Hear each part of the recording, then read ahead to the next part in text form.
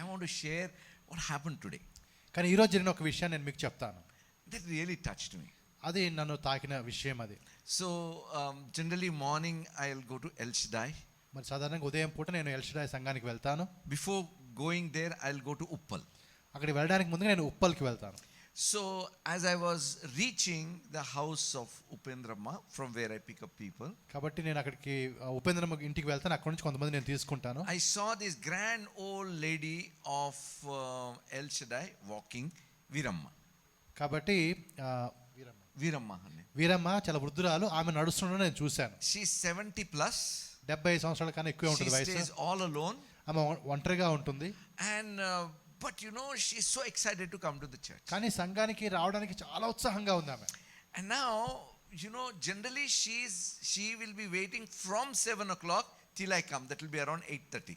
కాబట్టి 7 గంటల నుంచి ఆమె నా కోసం ఎదురు చూస్తూ ఉంటుంది. నేను 8:30 ప్రాంతానికి వెళ్తాను. ఈ రోజు ఏమో she was late.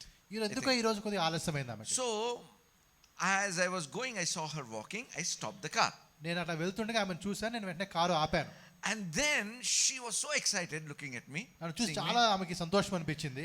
Instead of sitting inside, కారులో కూర్చోడానికి బదులుగా first thing what she did is some bag she removed and all that kind of thing. She said, take this. She made chicken curry for me and brought.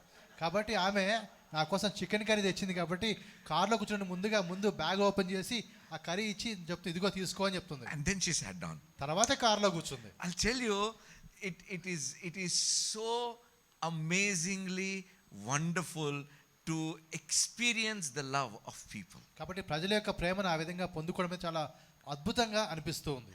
Each one of you is special in every way. కాబట్టి మీలో ప్రతి ఒక్కరు కూడా ప్రతి విషయంలో కూడా చాలా ప్రశస్తమైన వారుగా ఉన్నారు. And the way you guys have loved us, not just me, my family, respected us, blessed us, is amazing. కాబట్టి మరి మీరు మమ్మల్ని ప్రేమించిన విధానం కావచ్చు, మా కుటుంబాన్ని మీరు గౌరవించిన విధానం, ఇవన్నీ చూస్తున్నప్పుడు చాలా గొప్పగా మంచిగా అనిపిస్తూ ఉంది. There is so much for me to give thanks that I have decided I won't tell anything now. కాబట్టి చాలా విషయాలు ఉన్నాయి దేవుడికి వందనాలు చెల్లించాలంటే, కానీ ఇప్పుడైతే అవేమీ చెప్పకూడదు అనుకున్నాను. Because we need to understand something from the word. ఎందుకంటే దేవుని వాక్యంలోంచి కూడా కొన్ని మనం తెలుసుకోవాలి కాబట్టి. You know, I was just meditating about today what to share. కాబట్టి ఈ రోజు ఏమి చెప్పాలని చెప్పి నేను ధ్యానిస్తూ ఉన్నప్పుడు, and then I realized, let me continue my subject of belief system. కాబట్టి నేను అనుకున్నాను, ఏదైతే ఒక మన నమ్మకాన్ని గురించి ఒక పద్ధతి గురించి మాట్లాడుతూ వచ్చారు కాబట్టి దాన్నే చెప్తే బాగుంటుంది అనుకున్నాను. And in that I want to talk about philosophy of thanksgiving. అందులో మరి ఒక థాంక్స్ గివింగ్ యొక్క అయితే కృతజ్ఞత చెల్లించే విషయం గురించి చెప్పాలనుకుంటున్నాను. You know, Isha shared a very very very very important thing. మరి ఇషా చాలా ప్రాముఖ్యమైనటువంటి అత్యంత ప్రాముఖ్యమైన ఒక మాట ఆమె చెప్పింది. You know what she shared? ఆమె చెప్పిన మాట ఏందో తెలుసా మీకు? She shared about the prayer that was not answered. Correct? ఆమెకి ఒక ప్రార్థనకి దేవుడు జవాబు ఇవ్వలేదు, దాని గురించి చెప్పింది. Now it is wonderful. I'll tell you, we always want to thank God when we receive something from God. కాబట్టి దేవుని చేతన మనం పొందుకున్నాడు, మనం తప్పకుండా దేవుడికి వందనాలు చెల్లించడానికి ఇష్టపడతాం. But Bible teaches us to thank God even when he refuses to answer our prayer. కానీ దేవుని వాక్యం మనకి ఏం నేర్పిస్తుందంటే, దేవుడు ఒకవేళ మనకు జవాబు ఇవ్వడానికి ఆయన ఇష్టపడకపోయినా కూడా మనం దేవుడికి వందనాలు చెల్లించాలి అని. You know, people give thanks to God. కాబట్టి ప్రజలు దేవునికి వందనాలు చెల్లిస్తారు. But many times we don't understand why are we giving thanks. కానీ చాలా సార్లు మనకు అర్థం కాదు ఎందుకు మనం దేవుడికి ఆ విధంగా వందనాలు చెల్లిస్తున్నాము. What is the philosophy or what is the right biblical understanding behind giving thanks? కాబట్టి అది ఎటువంటి ఒక సిద్ధాంతము ఎలా ఉంది దాని వెనక, లేకపోతే ఎటువంటి గ్రహింపు మనకు ఉండాలి ఈ విషయంలో అని చెప్పి మనం తెలుసుకోవాలి. Now I want to show two scriptures. రెండు వాక్యాలు నేను మీకు చూపెడతాను. 1 Thessalonians 5th chapter 18th verse. మొదటి తెస్సలోనిక 5వ అధ్యాయము 18వ వచనము. In everything give thanks, for this is the will of God in Christ Jesus for you. మొదటి తెస్సలోనిక 5వ అధ్యాయము 18వ వచనం చూస్తున్నాము. ప్రతి విషయమందును కృతజ్ఞతాస్తుతులు చెల్లించుడి. Now in everything give thanks. కాబట్టి ప్రతి విషయమందు కూడా మీరు ఆ విధంగా కృతజ్ఞత చెల్లించుడి. Imagine you fall down. మీరు పడిపోయారు అనుకోండి. Don't break your head. I mean, and you don't break your head. You fell down and you did not break your head. మీరు కింద పడ్డారు, మీ తల పగలలేదు. So what should you do? అప్పుడు మీరు ఏం చేయాలి? You're thanking God for what? మీరు దేనికి దేవుడికి వందనాలు చెల్లిస్తున్నారు? That you fell down and and you did not break your head. మీరు కింద పడ్డారు కానీ మీ తల పగలలేదు. Am I right? అంతేనా కాదా? So, what is the situation? You fell down. ఇక్కడ పరిస్థితి ఏంటి? మీరు కింద పడ్డారు. What are you giving thanks to God for? దేవునికి మీరు ఎందుకు వందనాలు చెల్లిస్తున్నారు? In that situation, you are thanking God for no serious damage happened to you. కాబట్టి ఆ పరిస్థితుల్లో మీకు మరి ప్రమాదకరమైన విషయాలు ఏమీ జరగలేదు కాబట్టి దేవుడికి మీరు వందనాలు చెల్లిస్తున్నారు. Am I right? అవునా Now, కదా? let's go to the book of Ephesians. ఆ తర్వాత మనం ఎఫెసీ పత్రిక వెళ్దాం. Chapter 5 verse 20. 5వ అధ్యాయం 20వ వచనంలో Giving thanks always for all things to God the Father in the name of our Lord Jesus Christ. మన ప్రభువైన యేసుక్రీస్తు పేరట సమస్తమును గూర్చి తండ్రి అయిన దేవునికి ఎల్లప్పుడూ కృతజ్ఞతాస్తుతులు చెల్లించొచ్చు అనే మాట. Do you realize the difference? ఈ రెండు మాటల మధ్య ఉండే తేడా మీరు చూస్తున్నారా? Thessalonian talks about in every situation be thankful to God. ప్రతి పరిస్థితుల్లో కూడా మీరు దేవుడికి వందనాలు చెల్లించాలని చెప్పి తెస్సలోనిక వారికి రాస్తూ ఉన్నాడు. Verse 20 of Ephesians 5 tells, for everything give thanks. మరి ప్రతి విషయాన్ని బట్టి దేవుడికి మీరు కృతజ్ఞతలు చెల్లించాలని చెప్పి ఎఫెసీలో చెప్తున్నాడు. This is what it means. ఈ మాట యొక్క అర్థం ఇది. You fell down. నువ్వు కింద పడ్డావు. Did not break your head. నీ తల పగలలేదు. You thank God that you are protected. నువ్వు దేవుడికి వందనాలు చెల్లిస్తున్నావు ఎందుకంటే నువ్వు కాపాడబడ్డావు. That's one level. అది ఒక స్థాయిలో ఉంది. But Ephesians tells, కానీ ఎఫెసీ ఏం రాయబడుతుంది? thank God because you have fallen. నువ్వు కింద పడ్డావు కాబట్టి దేవుడికి వందనాలు చెల్లించు. Are you getting my point? ఈ మాట మీకు అర్థమవుతుందా? There is a lot of difference between giving thanks in everything and giving thanks for everything. కాబట్టి ప్రతి విషయంలో దేవుడికి వందనాలు చెల్లించడానికి అయితే ప్రతి పరిస్థితిలో దేవుడికి వందనాలు చెల్లించడానికి తేడా ఉంది. Now my question is, why should I thank God for everything? కాబట్టి ప్రతి దాన్ని బట్టి దేవుడికి నేను ఎందుకు వందనాలు చెల్లించాలనేది ఒక I ప్రశ్న. fell down, I am having pain, why should I give thanks to నేను God? కింద పడ్డా నాకు నొప్పి తగులుతుంది కాబట్టి నేను దేవుడికి ఎందుకు వందనాలు చెల్లించాలి? Or I had a loss in something, why should I thank God for అయితే that? ఒక విషయం నాకు నష్టం జరిగింది దేవుడికి నేను ఎందుకు వందనాలు చెల్లించాలి? Now if thieves came and stole something, why should I give thanks for that? దొంగలు వచ్చారు కొన్ని వస్తువులు దొంగిలించుకుపోయారు కాబట్టి నేను ఎందుకు దేవుడికి ఇప్పుడు వందనాలు చెల్లించాలి? Is it God who did it? అది దేవుడా చేసింది ఆ పని? Joseph was beaten up by his jealous brothers and sold as a slave. కాబట్టి యోసేపు తన అన్నల ద్వారా ఆయన ఆ విధంగా కొట్టబడ్డాడు, తర్వాత ఒక దాసుడిగా బానిసగా అమ్మబడ్డాడు. You remember that? ఆ విషయం మీకు జ్ఞాపకం ఉంది కదా? Right? Who was behind making these brothers jealous? కాబట్టి ఆయన అన్నలు ఆయన విషయంలో అసూయ పడ్డారంటే ఆ అసూయ వెనక ఎవరున్నారు? What was their intention? వారి యొక్క ఆలోచన ఏ విధంగా ఉంది అప్పుడు? Was it not evil? అది ఒక చెడు ఆలోచన కాదా? But do you realize it was their jealousy, it was their beating him and selling him as a slave made a way for him to go to Egypt where otherwise he would have never gone. కాబట్టి ఈ విషయాన్ని మీరు గ్రహిస్తున్నారా? అన్నల యొక్క అసూయ కావచ్చు, వారు కొట్టడం కావచ్చు, బానిసగా అమ్మబడ్డం కావచ్చు, ఇవన్నిటి బట్టే ఆయన ఐగుప్తుకి వెళ్ళగలిగాడు. They were about to kill him. ఆయన చంపడానికి కూడా వారు ప్రయత్నం చేశారు. And a band of Midianites came, so they sold him and they took him away. కాబట్టి మిద్యానీయులు వచ్చారు, ఆయనకు వారికి అమ్మేసినప్పుడు వారు ఆయన తీసుకుని వెళ్ళిపోయారు. What should he thank God for? మరి దేనిని బట్టి ఆయన దేవుడికి వందనాలు చెల్లించాలి? Should he thank God just because they did not kill him? ఆయన చంపలేదు కాబట్టి అంటూ దేవుడికి వందనాలు చెల్లించాలా? Or he should be thanking God for what was happening in his life at that moment? ఆ సమయంలో ఆయన జీవితంలో ఏది జరుగుతుందో దానిని బట్టి ఆయన దేవునికి వందనాలు చెల్లించాలా?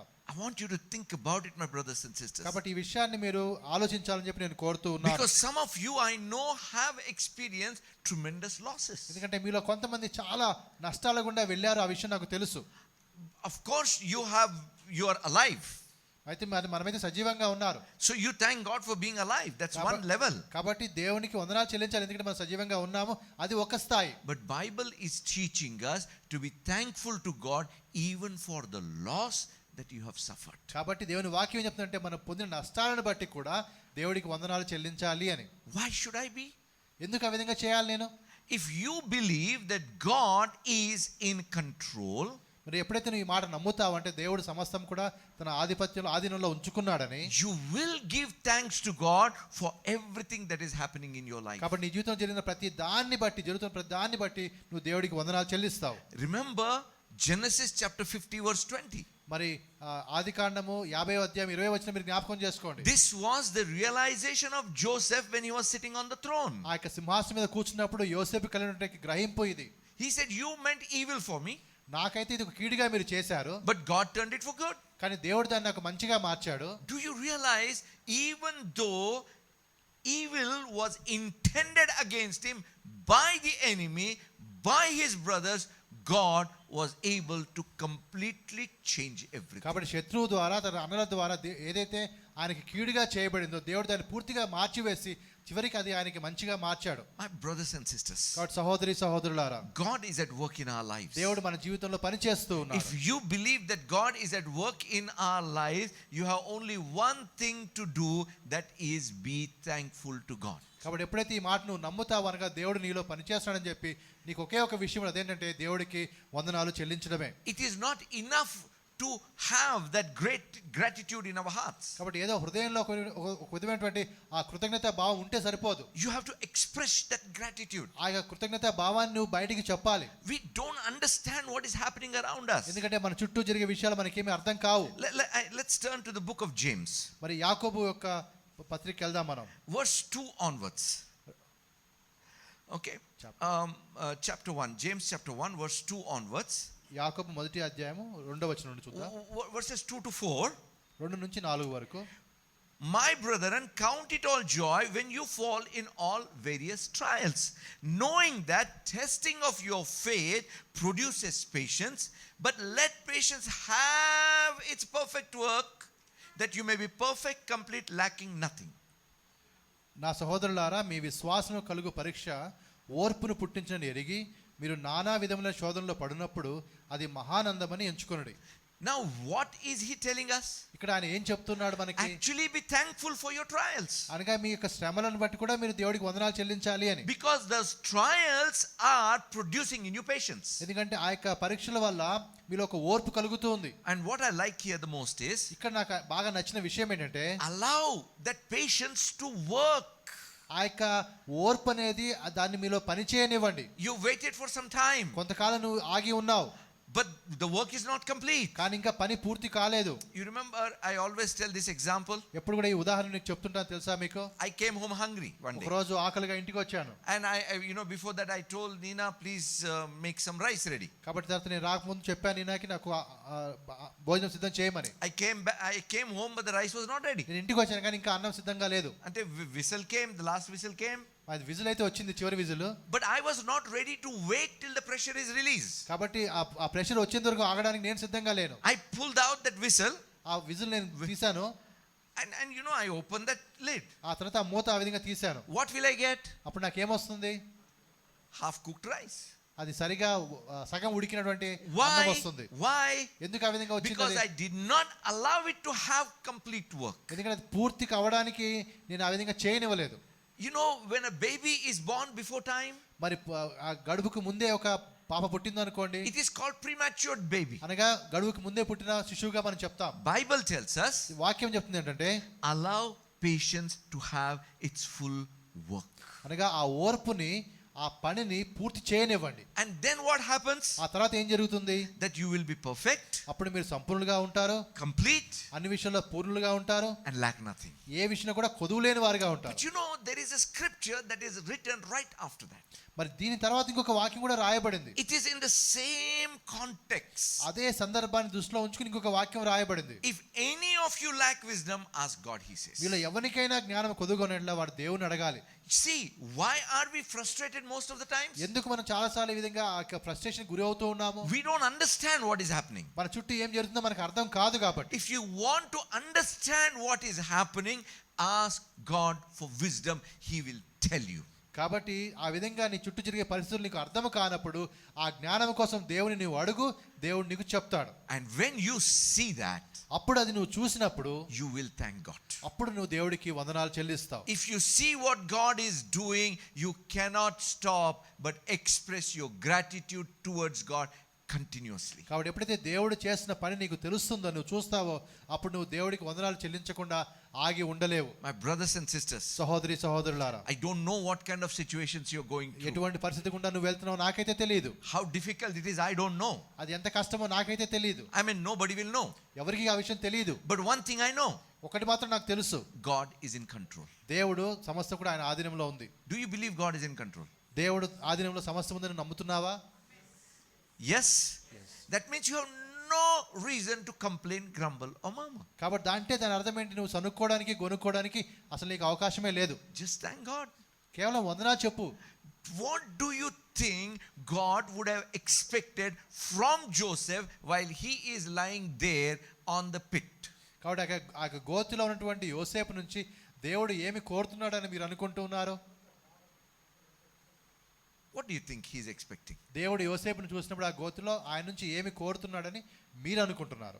I know my son is having pain there. నాకు తెలుసు నా కుమారుడు చాలా నొప్పిలో ఉన్నాడు. But I hope he knows what I am doing. కానీ నేను ఏమి చేస్తున్నాడో ఆయన తెలుసుకున్నాడని, ఆయన ఎరిగి ఉన్నాడని నేను అనుకుంటున్నాను. Bible tells, దేవుని వాక్యం చెప్పే మాట ఏంటంటే, for the joy that was set before him, Jesus endured the cross. ఆయన ముందు ఉంచిపోయినటువంటి ఆ యొక్క సంతోషం ఆనందం కోసము యేసుప్రభు వారు సిలువను సహించాడని చెప్పి వాక్యం చెప్తుంది. That means even though he was having pain there, అంటే ఆయనకి నొప్పి ఉన్నా కూడా he knew what this pain is going to produce. కాబట్టి ఈ యొక్క నొప్పి ద్వారా ఏమి కలగబోతుందో ఆయన ఎరిగిన వాడుగా ఉన్నాడు. You and me are not at the level of Jesus. కాబట్టి యేసుప్రభు యొక్క ఆ స్థాయిలో మనం ఎవరం కూడా లేము. It's okay. పర్వాలేదు. But know this. కానీ ఈ ఒక్క విషయం తెలుసుకోండి. Through every pain, every loss, every attack in your life, God is moving you forward towards something great. కాబట్టి ప్రతి నొప్పి ద్వారా, ప్రతి దాడి ద్వారా, ప్రతి బాధ ద్వారా కూడా దేవుడు ఇంకా గొప్ప విషయం వైపు నేను నడిపిస్తూ ఉన్నాడు. So you know what we should do? అప్పుడు మనం ఏం చేయాలో తెలుసా మీకు? Just put your hand on your heart. మీ యొక్క మనసు మీద గుండె మీద చేయి వేసుకొని, Close your eyes. కళ్ళు మూసుకొని, Just go through all the situation around you.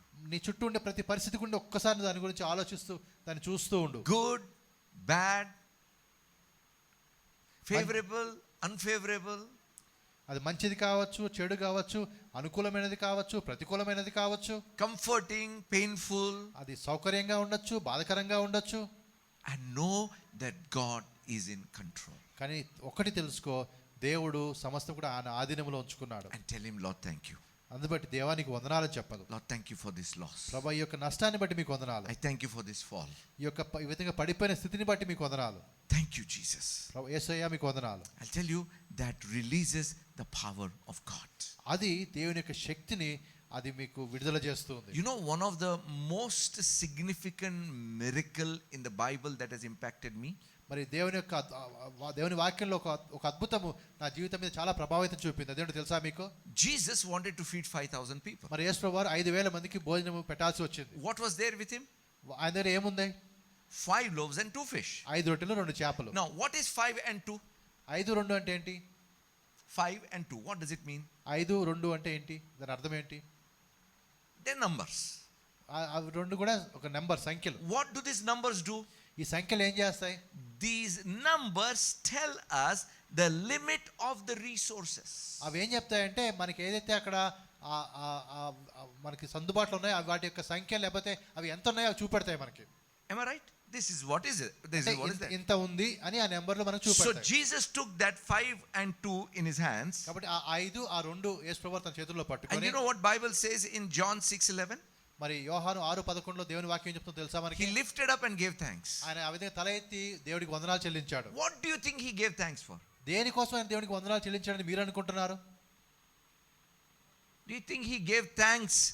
I mean, in this situation, Lord, I thank you for giving me only 5 and 2. కాబట్టి ప్రభువా ఇటువంటి పరిస్థితుల్లో నాకు నువ్వు 5 రొట్టెలు 2 చేపలు ఇచ్చావు అని చెప్పి దేవుడికి వందనాలు Can చెల్లిస్తున్నాడా? he some, at least that much is there? Or you think you said, Father, thank you for this 5 and 2. కాబట్టి కనీసం ఇవన్నా ఉన్నాయి అని దేవుడికి వందనాలు చెల్లిస్తున్నాడా, లేదా తండ్రి ఈ 5ని బట్టి 2ని బట్టి నీకు వందనాలు అని చెప్తున్నాడు? What do you think so? ఏం చెప్తున్నాడు? Thank you for this 5 and 2. ఈ 5కి 2ని బట్టి ప్రభువా మీకు వందనాలు అని చెప్తున్నాడు. And when he gave thanks, you know what happened? ఆ విధంగా ఆయన వందనాలు చెప్పిన తర్వాత ఏం జరిగింది? Number became irrelevant. అక్కడ నెంబర్ ఇంకా పట్టించుకోవాల్సిన అవసరం లేదు. The limits were taken off. ఏవైతే హద్దుగా ఉన్నాయో అవన్నీ కూడా తీసివేయబడ్డాయి. When you thank God, the limits are taken off. కాబట్టి ఎప్పుడైతే నువ్వు దేవుడికి వందనాలు చెల్లిస్తావో ఏదైతే హద్దుగా ఉందో అవి తీసివేయబడతాయి. I always remember Joshua. మరి నా కుమారుడు జాషువా ఆ మాట ఇప్పుడు జ్ఞాపకం చేసుకుంటాను. He was in 8th or 9th class, I guess. 8, 9 తరగతుల్లో ఆయన ఉన్నాడు. He came running to me. ఒకరోజు ఆయన పరిగెత్తుకుంటూ వచ్చాడు. And he said, Dada. Daddy అన్నాడు. When Jesus fed 5,000 people, యేసు ప్రభువు 5,000 మందికి భోజనం ఇచ్చినప్పుడు what was left? ఏం మిగిలిపోయింది? I said 12 baskets. మరి 12 గంపలు 12 basketful. He said, why only 12? ఎందుకు 12 అన్నాడు. So I was giving him great answers, because there are only 12 tribes and there are 12 apostles and 12 like that. I was telling. నేను చెప్పాను లేదు 12 గోత్రాలు ఉన్నాయి లేకపోతే 12 మంది అపోస్తలులు ఉన్నారని చెప్పి ఆ విధంగా 12 గురించి చెప్తూ వచ్చాను. So he had a smile on his face. అప్పుడు ఆయన నవ్వుతూ ఈ మాట చెప్పాడు. He said, why only 12 basketful was left? ఎందుకు ఓన్లీ 12 గంపలకే ఎత్తారో మీకు తెలుసా? Because there were only 12 baskets. ఎందుకంటే అక్కడ నింపడానికి 12 గంపలు మాత్రమే ఉన్నాయి. Did you get my point? అర్థమైందా మీకు? If there were 13, అక్కడ 13 గంపలు ఉంటే 13 baskets full. 13 నిండేయేమో. If there were 100, ఒకవేళ 100 ఉంటే it was 100 baskets full. 100కి నిండేవి. Why? ఎందుకు?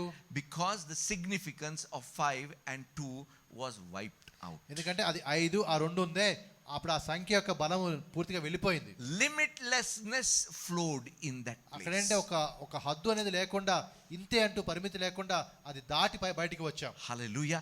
That's the power of thanksgiving. అది ఒక కృతజ్ఞతలో ఉండే ఒక శక్తి బలం. Remember, in everything give thanks. ప్రతి విషయంలో దేవుడికి మీరు వందనాలు చెల్లించండి. And for everything give thanks. ప్రతి దానిని బట్టి కూడా దేవుడికి వందనాలు చెల్లించండి. Hallelujah. Hallelujah. Not just now, ఇప్పుడు మాత్రమే కాదు but continuously in your life. మీ యొక్క జీవితం అంతా వరకు కూడా Continue to give thanks for all things that he has given. ఆయన నీకు అనుగ్రహించిన ప్రతి దాన్ని బట్టి మన జీవితాంతం వరకు దేవుడికి మనం వందనాలు చెల్లించవలసిన వారంగా Let ఉన్నాం. me tell you one thing. ఒక మాట మీకు చెప్తాను. Devil may be smart, మరి అపవాది వాడు తెలివైన వాడు కావచ్చు, but he is not smart enough for our God. కానీ మన దేవునితో వాడు సరితూగలేడు. Devil may have a plan, వాడికి ఒక ప్లాన్ వాడికి ఉండొచ్చు, but God has a master plan. మన దేవుడికి ఒక మాస్టర్ ప్లాన్ ఉంటుంది. Hallelujah. Hallelujah. Whatever said and done, devil is a limited created being. కాబట్టి ఎన్ని మాటలు చెప్పినా కూడా అపవాది అనేవాడు సృష్టింపబడిన వాడు, వాడికంటూ కొన్ని హద్దులు కొన్ని ఉన్నాయి. But our God, కానీ మన దేవుడి దగ్గరికి వచ్చినప్పుడు he is an unlimited creator God. కాబట్టి ఆయన అన్ని విషయాల్లో సమృద్ధి కలిగినటువంటి ఒక హద్దు అంటూ లేనటువంటి సృష్టికర్త అయిన దేవుడిగా ఉన్నాడు. Hallelujah. Hallelujah. My brothers and sisters, సహోదరులారా, last year prophecy, if you remember, God said this is going to be a year of progress. మరి గడిచిన సంవత్సరం మనం ఆ విధంగా దేవుడు మనకు వాగ్దానం ఇచ్చాడు, ప్రవచనం ఇచ్చాడు. ఏంటంటే ఈ సంవత్సరం మనం ఆ విధంగా ప్రోగ్రెస్ అనగా ముందుకు సాగే వారంగా ఉంటాం. How many of you have experienced progress in your life? మీలో ఎంతమంది ఆ విధంగా మీ జీవితంలో ఆ యొక్క ప్రోగ్రెస్ అయితే ముందుకు వెళ్ళే అనుభవాన్ని కలిగిన వారుగా ఉన్నారు? Hallelujah.